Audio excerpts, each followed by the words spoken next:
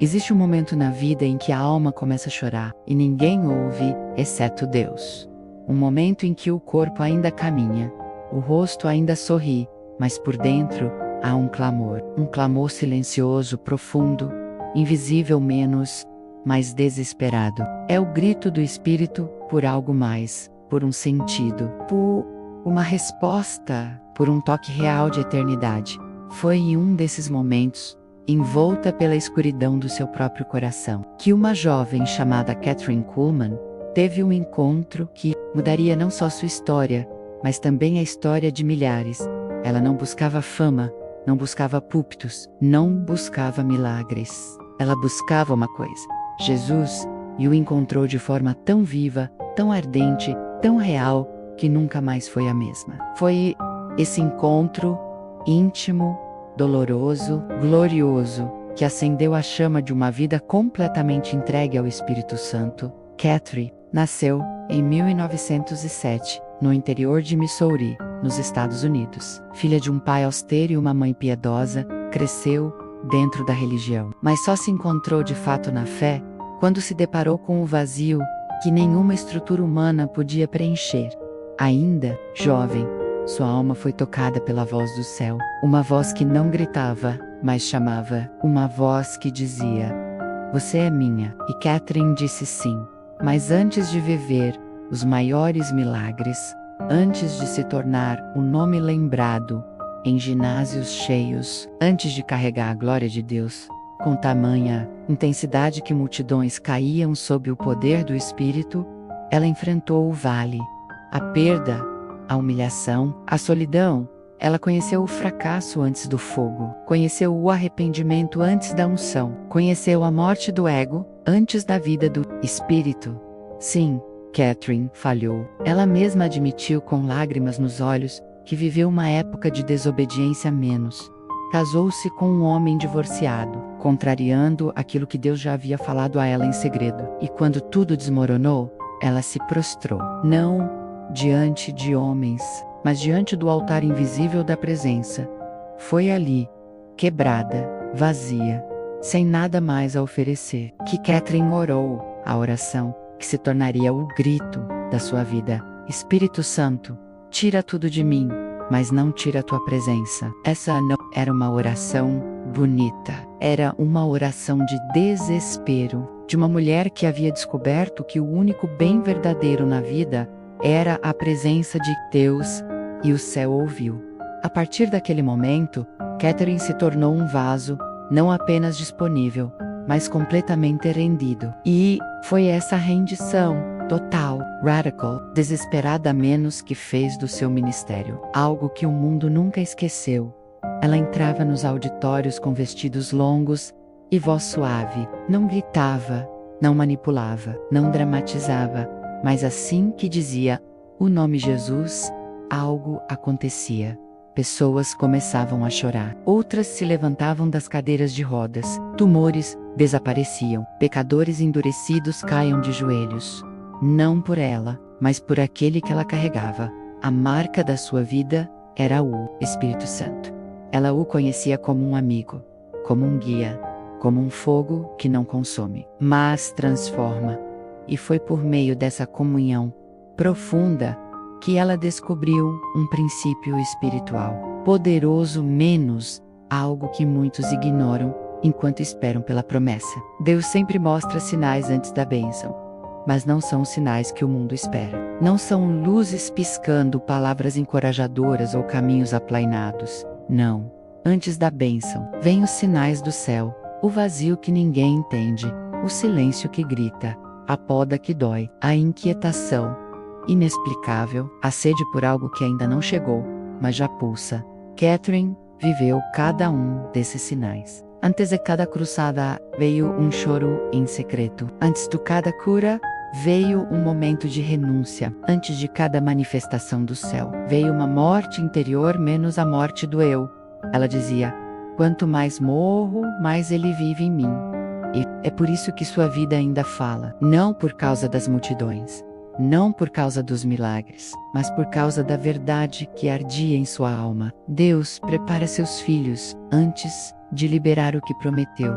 E essa preparação nunca é confortável. É santa, é necessária, é dolorosa, mas é o selo que antecede a promessa. Talvez você esteja exatamente aí, nesse ponto da jornada em que parece que tudo está perdendo o sentido. As vozes que te motivavam se calaram, as portas se fecharam, os dias se tornaram longos, as orações mais pesadas, e você se pergunta: será que fui esquecido? Será que estou fora do plano? Será que falhei demais para ser usado? Catherine também fez essas perguntas e descobriu que o silêncio de Deus nem sempre é rejeição. Às vezes é separação. Separação para algo maior. Separação para a glória. É por isso que hoje, antes de entrar na narrativa poderosa deste vídeo, precisamos olhar para essa chama viva chamada Kathryn Kuhlman. Não como um mito, mas como uma prova, uma testemunha do que Deus pode fazer com alguém que se rende por inteiro. Se você sente que está em transição, se algo em você grita por propósito, se os ventos mudaram e você não entende por quê, não ignore, Deus está falando. E como falava com Kathryn, Ele também fala com você. Não por meio de barulhos, mas por meio de sinais. Sinais antes da bênção. Agora, respire fundo. Feche os olhos da razão. Abra os ouvidos do Espírito, porque o que virá a seguir é apenas uma mensagem, é uma convocação, uma revelação, um espelho da sua própria jornada. Deus está se movendo e você está prestes a entender os sinais. Há um momento em que o céu silencia, e não é porque Deus te esqueceu, é porque Ele está prestes a te revelar. Revelações não nascem em meio ao barulho. Bênçãos não germinam em terra rasa. O ouro se forma nas profundezas da terra. E Deus, que sonda os corações, cava fundo demais antes de fazer jorrar. Você está esperando uma bênção? Então preste atenção, porque Deus mostra sinais antes da promessa se cumprir. Mas não são os sinais que você esperava. Não é uma sensação de paz tranquila. Não é o vento suave acariciando o rosto. Não é a confirmação óbvia que alivia a mente. Antes da bênção, Deus te permite andar por um deserto. Porque antes da terra prometida, há sempre um Egito. Antes do cálice transbordar, há um Getsêmani. Antes da ressurreição, há uma cruz. E talvez, agora mesmo, você esteja nesse intervalo entre o que Deus prometeu e o que seus olhos ainda não veem. Mas Ele está te mostrando sinais. Sinais que não brilham como neon. Sinais que não gritam, mas que sussurram com o peso da eternidade. O primeiro sinal é quando tudo começa parado. As portas se fecham, as oportunidades cessam, os amigos se afastam, as orações voltam como eco. Você se pergunta: será que Deus me esqueceu? Mas não. Esse é o momento exato em que Ele está mais próximo. Porque quando tudo cala, Ele está ensinando você a ouvir com o Espírito. Quando o mundo desliga, é para que o céu ligue. Ele está redirecionando seus sentidos. Está fazendo com que você sinta mais do que vê. E então, algo dentro de você começa a inquietar. Não é angústia comum, é o nascimento de uma fome nova, uma urgência por algo maior, algo além, algo eterno. Essa inquietação não é confusão, é preparação. Você começa a se desapegar de pessoas, se afastar de lugares, perde o gosto por conversas vazias, se irrita com a mesmice. Parece que tudo perdeu o brilho. É porque Deus está esvaziando a sua alma. Parakyuvoka, pare de carregar o que nunca foi seu, para que o novo encontre espaço no seu espírito. A bênção que Ele tem não pode habitar em compartimentos cheios de medo, orgulho, autossuficiência.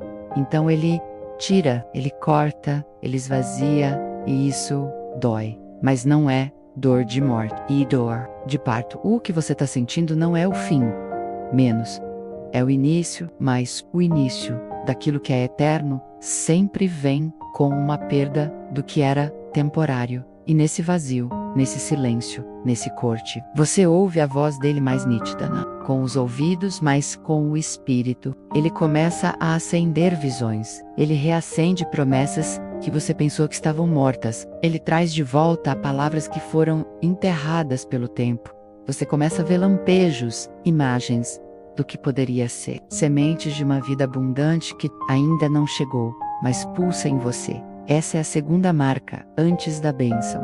Uma clareza que não vem do raciocínio, mas da fé. Deus acende no seu espírito uma visão que a lógica não sustenta. Uma paixão que não pode ser explicada. Uma certeza que não se apoia no que é visível. E isso te isola. Porque poucos vão entender, poucos vão validar.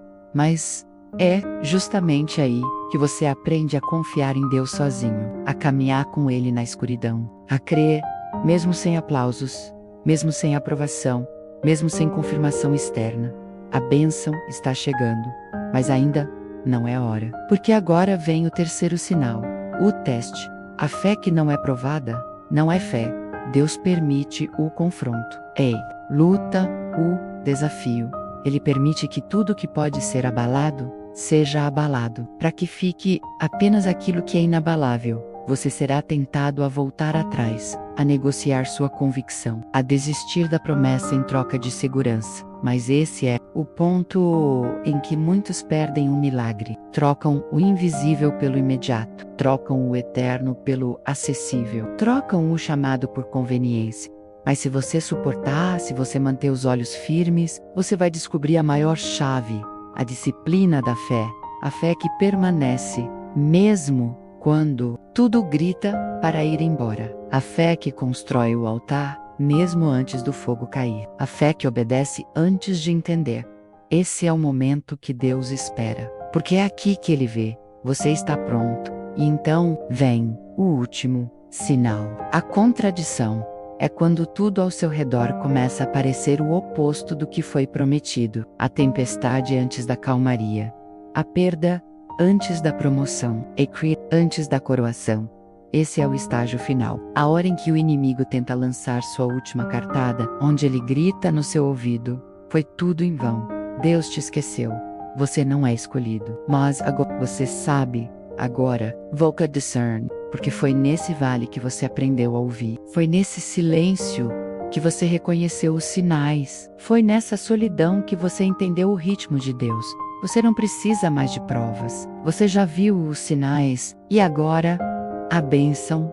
Não, é só uma promessa. Ela é inevitável. Porque o céu não mente. Porque Deus não brinca com destinos. Porque Ele não desperdiça processos. Cada lágrima foi uma semente.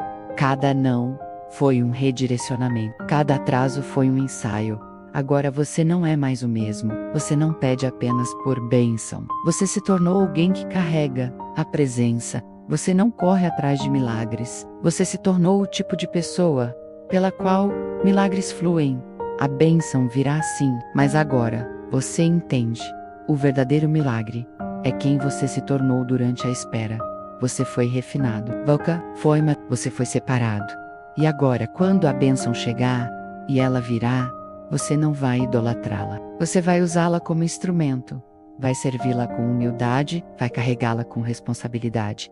Porque agora você sabe, a bênção é apenas o início de um novo chamado. Não o fim de uma jornada. E então, quando ela chegar, quando, finalmente, tudo fizer sentido, você vai olhar para trás e perceber, Deus sempre esteve falando, nos silêncios, nas dores, nos sonhos, nas contradições, nos testes, nas noites em que você pensou que era o fim. Ele estava apenas te preparando para carregar o que poucos suportam. Você é resposta de oração de alguém. Você é parte do plano eterno de Deus. Você foi separado para carregar algo que não é terreno. E agora, o céu libera. Agora, os céus rasgam. Agora, os portões se abrem. Porque você discerniu os sinais e não desistiu. Você está pronto. Não apenas para receber a bênção, mas para se tornar bênção. Esse é o tempo. Não porque você forçou, mas porque você foi fiel. Você não chegou aqui por mérito. Você chegou porque não soltou a mão de Deus. E se esse vídeo falou com você, se algo acendeu dentro da sua alma, não guarde isso apenas para você. Compartilhe com alguém que precisa ouvir essa palavra. Curta, comente, diga de onde você está nos ouvindo. Inscreva-se no canal para receber mais mensagens que transformam. E lembre-se, os sinais vêm antes da bênção, e você acabou de reconhecê-los.